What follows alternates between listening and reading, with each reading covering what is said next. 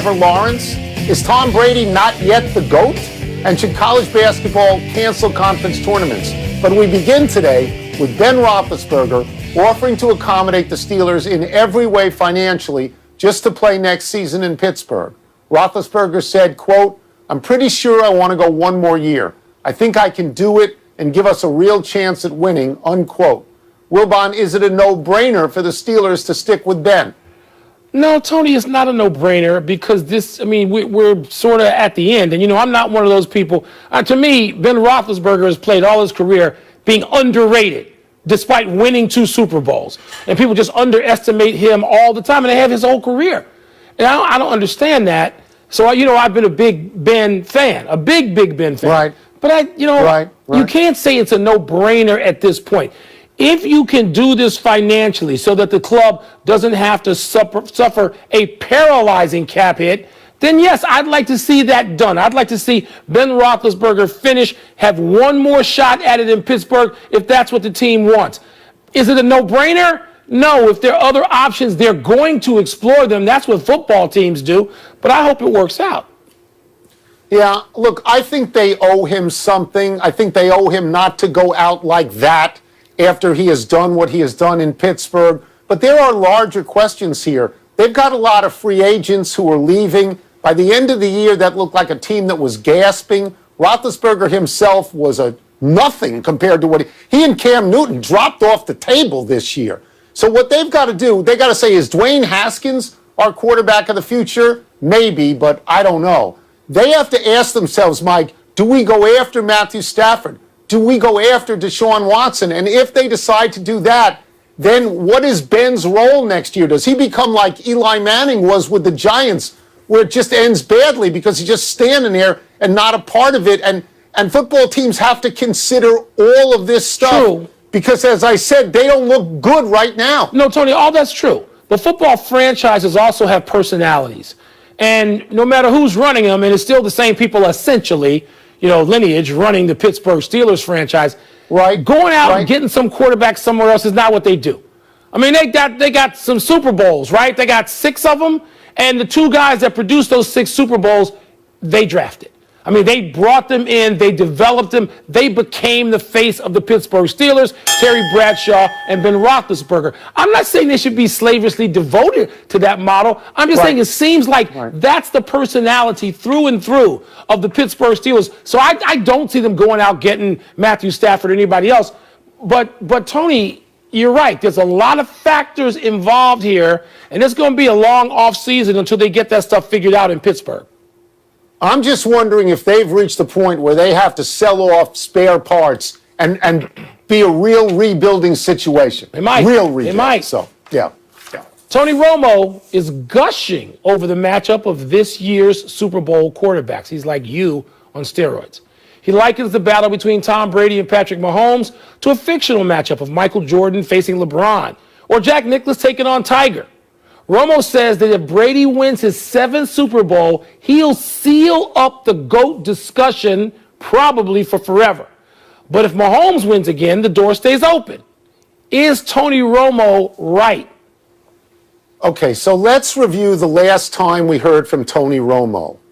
I believe Chad Henne was under center on a 4th down play for Kansas City, and Tony Romo said, they're not going to snap the ball. Don't worry about it. Okay. It's not a real play. That's a play. That doesn't and then matter. they snapped the ball, and then Henne threw the pass, and that's how Kansas City won the game. Now, to Romo's particular position here in this GOAT conversation, which is a thoroughly manufactured, absurd conversation. If Mahomes wins a 2nd, is there still a conversation? Well, sure, because if you're going to get to 3 or 4 or 5 or 6, you got to win 2. So, yeah, it's ongoing. But you mentioned Ben Roethlisberger a little while ago having 2. He got 2 when he was 26 years old, I believe, in 2008. How many has he got now? He's got 2. Anybody talking about him as the GOAT? No, nobody's saying anything like that. The GOAT, to me, by definition, is all time. What are you talking about, Patrick Mahomes, all time at 25? Well, it says the door stays open for discussion. And I think Romo's point is brilliant. I think it's brilliant. I think the involving of other sports and great athletes, other GOATs, is a great discussion as opposed to the lame discussions which don't take enough into account when people have these usually. Romo's taking a lot into account. And by the way, there's one matchup that wasn't fictional. Michael Jordan's first NBA Finals was Magic Johnson's final NBA Final. So I think that was his, ninth and final one. So we have seen that sort of, I don't want to say passing of the torch, but, one guy's on the escalator up and one is on the escalator down. GOATs, all of them that he mentioned in his discussion, Romo. So I think he's on to something here. Yes, I'm pumping the brakes whenever people start talking about Kansas City winning 5 or 6 or 7. All this stuff is stupid. It's like, Miami Heat winning 5 or 6 or 7, and they'll stop. But when you discuss it this way, with a little trepidation, I think Tony Romo has put the best conversation out there on this topic. Okay. There's a long way to go from 2 to 10. Brady's been in 10. Long way to go from 2 to 6. Brady has won 6. The guy with the second most appearances is Elway, and it's only 5. All right? Again, this is an all-time conversation. Let's bring in Nicholas. Okay, this is Nicholas, but it's not Nicholas against Tiger yet. Not yet. It's Nicholas against Greg Not Norman. yet. It's Greg Norman, who Nicholas said was going to be great and was going to be number 1, and he was number 1, and he finished with 2. I'm just saying, Mike, GOAT, greatest of all time. Yeah. Stop talking about a 25-year-old. Yeah. Don't go there yet. Early. A lot of pitchers came up with bad arms, going to be the greatest pitchers of all. Ask Matt Harvey. How's he doing? The NCAA has a rule that every team going to the NCAA tournament has to test negative for 7 consecutive days before traveling to the tournament site in Indianapolis. This has led some coaches, notably Tom Izzo, Chris Mack of Louisville, to wonder whether teams should participate in their conference tournaments. Because if they get positive tests from there, they're out of the NCAAs. Izzo said, quote, "As I look at teams that have a legitimate chance to get to the Final Four, like Gonzaga, Baylor, Villanova, Michigan, Iowa, Virginia, why would you play in a conference tournament? Would you rather win the Big Ten or the NCAA?" Unquote. So, Wilbon, should college basketball play its conference tournaments? Yes, of course they should. Your dear friend Jim Valvano, how did he get to the Final Four and win the championship? He went and won his conference tournament. And the only way they were getting into the tournament was to win the conference tournament. So that's a no-brainer. You know how much I love Izzo. We would just have to have a knockdown, drag-out disagreement over pancakes on this one. So no. And these conference tournaments produce money. They produce teams that get to the Final Four. So you want to just say, ACC, we'll just take Virginia and I don't know who else is up there, and everybody else can go home. No, because one of those teams could win the conference tournament and therefore qualify ultimately for the Final Four. No, this is a no-brainer. I understand it's hard. Okay. I understand other things may happen. I get all of that. You play suppose teams just say, we're not playing in our conference tournament. Then what are the teams in the 3, 4, 5 slot supposed to do? What are we talking about here? Play them. Or let me know when it's my turn. Is it my turn now? Maybe. First of all, Izzo told The Athletic this thing. Okay. Second of all, I think he's talking about teams that would just qualify anyway. Like, these are really good teams that are going to be invited anyway. I think the easy solution is take the conference tournaments and kick them up a week, or take the NCAA and kick it back a week. But if you can't do that, I understand this. It's sort of like a college football player saying, I'm not going to play in a bowl game because I want to play in the NFL. In small conferences, like where Binghamton is, the America East, it'd be great to win something like that because you basically one and done if you get to the NCAAs. But in the larger conferences, here's the problem, Mike. The longer you spend at a conference tournament, the more you expose your players, your coaches, your staff to the possibility of coronavirus. I disagree with that totally. And if you test positive on a Wednesday and you can't go to the tournament, you have no chance. I don't think this is crazy. The longer they can keep you in a hotel with only the team and the staff and keep you out of the rest of the world, okay, which has just got virus everywhere, the better off you are. Coaches know if you can sequester your players and your staff, you keep them away in the main from the virus. You can't do that on campuses or if people are going home. Yeah. No, you're 180 degrees from wrong on this. Sites. Huh? I don't think that you can do it in the tournament site. I mean, I just don't think so. They stay in a hotel. Let's take a break. I know Coming you up, don't, but they do. The Texans say they have no interest in trading Deshaun Watson. Not even for Trevor Lawrence? And the Miami Heat were just in the NBA Finals, so how should they feel about a 6-12 start? You're in an attic! You have sealed yourself in an attic. Have you gotten the virus? No,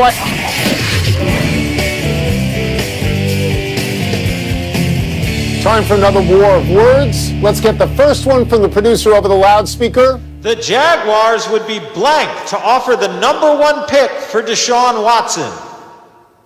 They would be impetuous. Now, let's be clear on this. Houston is saying that they're not going to trade Deshaun Watson, but we're just going to put this in because this is a game that we play.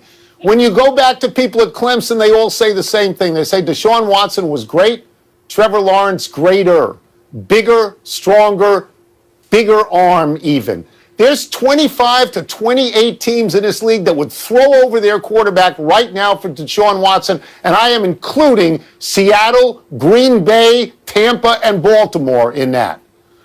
But this guy, Trevor Lawrence, is alleged to be like the pick of the decade.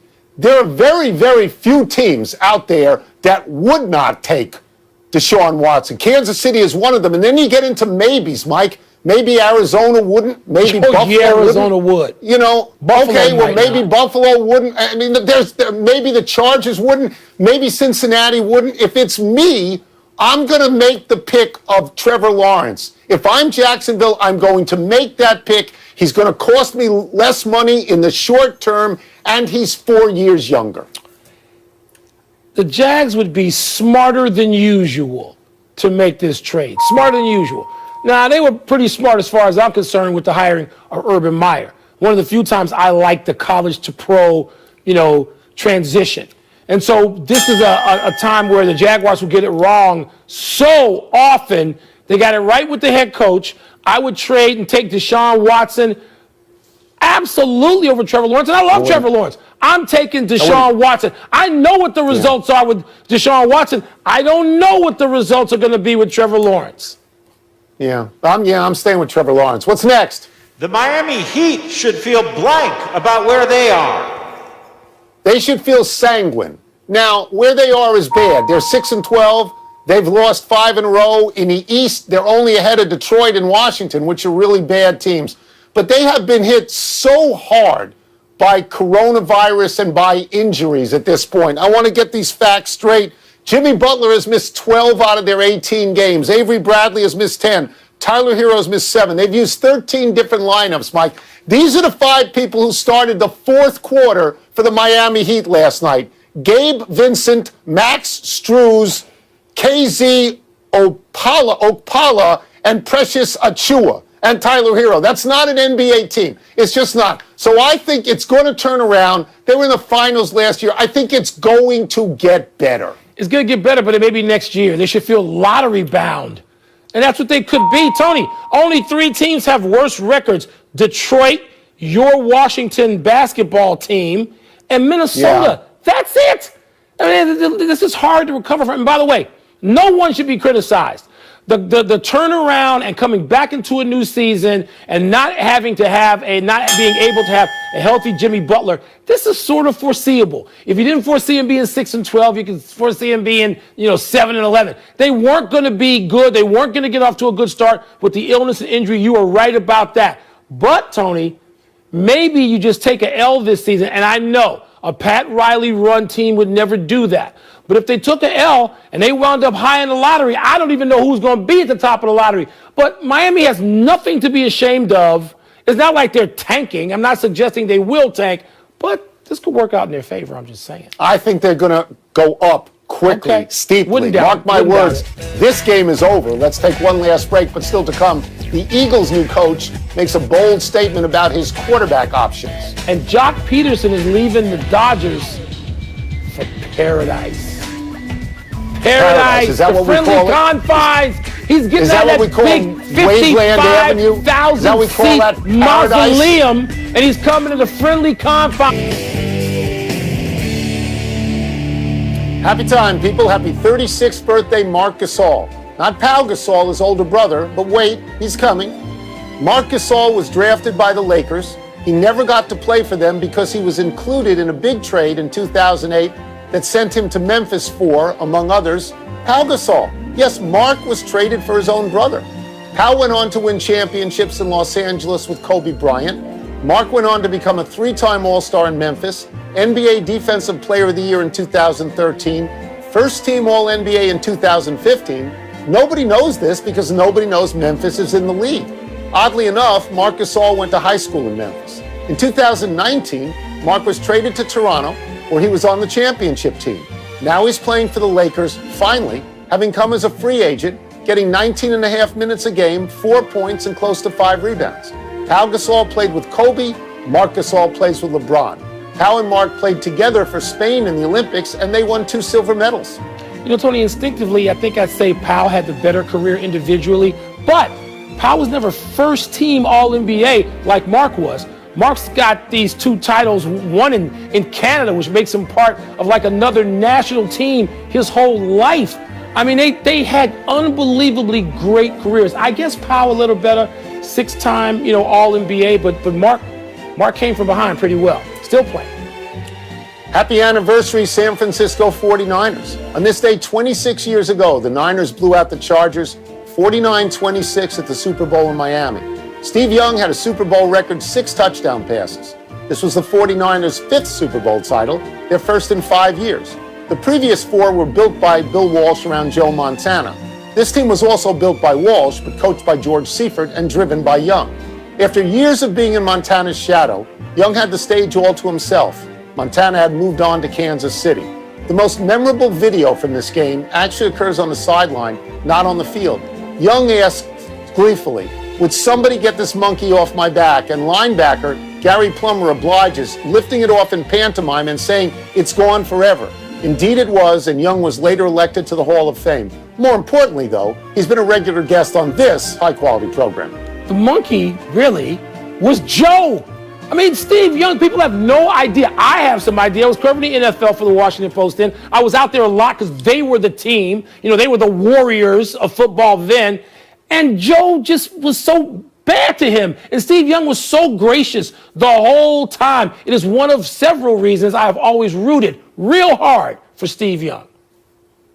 A melancholy trails to John Chaney, the longtime head coach at Temple and the winner of the Division II National Championship before that at Chaney State, died today at age 89.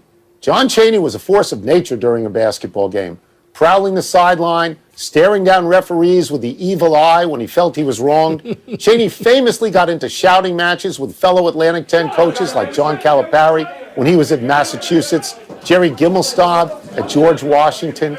Chaney was a giant in the Big Five. He put Temple back on the basketball map. He coached the Owls to 5 NCAA regional finals and to 17 NCAA appearances. He won 516 games at Temple, each one playing his matchup zone defense. He had the #1 team in the country in 1988. In all, Chaney won 741 games in his coaching career. For all that, and for the practices he routinely held at the crack of dawn to instill discipline, Chaney was elected to the Naismith Hall of Fame. Tony, in a lot of ways, John Chaney reminds me of Greg Popovich. There's this real gruff public personality largely, and people can just be, oh my God, I don't want to be near that guy. And then if you were around, and I was around, and you got to sit with them and know them, there was no better company than either one of them, than Pop or than John Chaney. At the Final Four every year for more than a decade, I was one of a few people who was fortunate enough to be around John Thompson, John Chaney, George Raveling, and we would sit and have dinner that would start at about 10 o'clock on a Sunday night. It would go until about 4 in the morning. There was nothing better. I can't believe we've lost John Chaney. There's no errors today, and we go to the big finish. The Lakers lost to the Pistons. Wilbon, that's not significant, is it? No, it was the second night of back-to-backs, and AD didn't play. No, it's significant only to the Pistons and people in Detroit. New Eagles head coach Nick Sirianni says Philly has 2 top-notch quarterbacks. You agree with that? No. They have 2 quarterbacks. I'm not going top-notch. Right. Ken Griffey Jr. will be a special advisor to Rob Manfred with an emphasis on diversity at the amateur levels of the game. Is that a good choice? Ken Griffey Jr. is top-notch, and this is a great hire to do exactly that. Jock Peterson left the Dodgers to sign a 1-year deal with my Cubbies. You like the deal? He is essentially the same player as Kyle Schwarber, who signed with Washington. It's a good fit, I would think. Last one, the Jazz go for their 11th straight tonight. They host the Mavs again. Who you got? Donovan Mitchell, questionable. I'm going to stick with the Jazz, Tony. I'm not going against them like you always do. I love them. I'm not going against them. We're out of time. We'll do better the next time. I'm Tony Kornheiser. And I'm Mike Wilbon. Have a great weekend, Knuckleheads. You can get the PTI podcast on the ESPN